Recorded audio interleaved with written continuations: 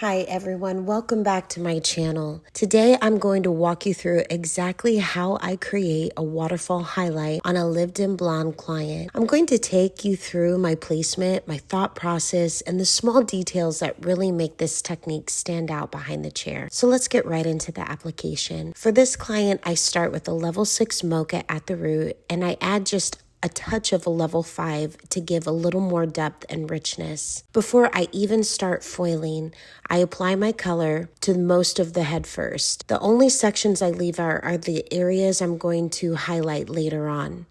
This is a huge time saver. I'm not going to have to go in between foils later trying to fill in those root gaps, and it allows me to stay really focused on my placement while I'm highlighting. It also helps me visually map out where I want my depth to sit versus where I want my brightness. From there, I start my highlights around the face, and I always follow the natural curvature of the hairline and continue that same mindset throughout the entire head. I'm not just placing highlights, I'm working with the shape of the head. That's what gives you a result that feels natural and balanced instead of stripy or disconnected.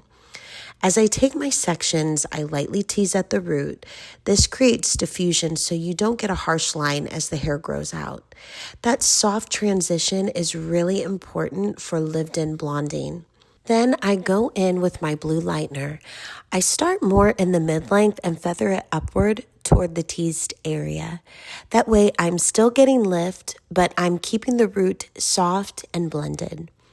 When I get to the ends, I'm very intentional. If the hair is already lifted enough, I don't keep pulling the lightener through. I switch to a conditioner.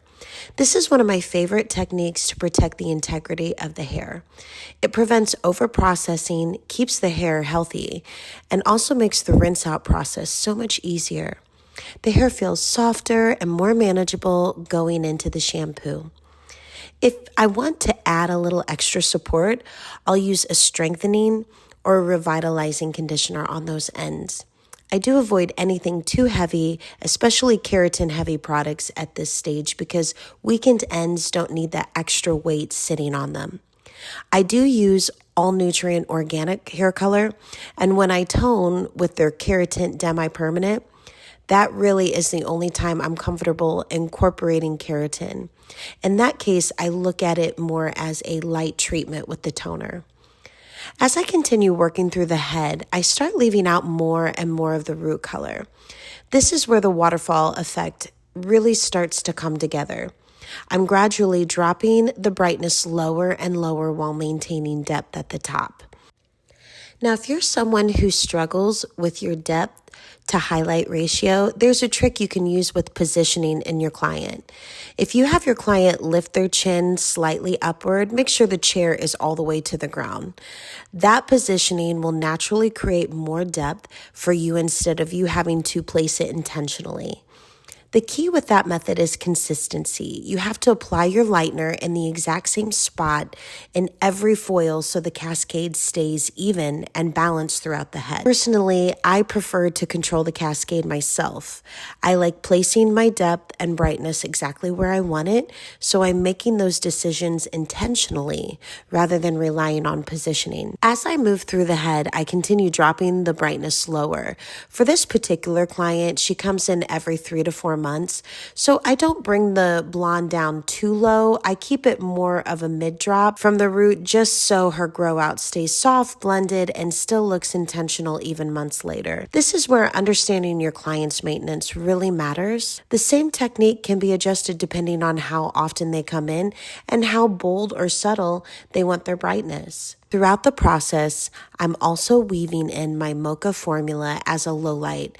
I'm still protecting the ends with conditioner and allowing everything to melt together. That combination of depth and brightness is what creates movement and creates that dimensional lived-in finish. When I get into the crown area, I shift my approach slightly. I add more depth then highlight there, and then I go in and balayage underneath. The crown is an area where you can easily get separation, especially if your client has a cowlick or a natural swirl pattern.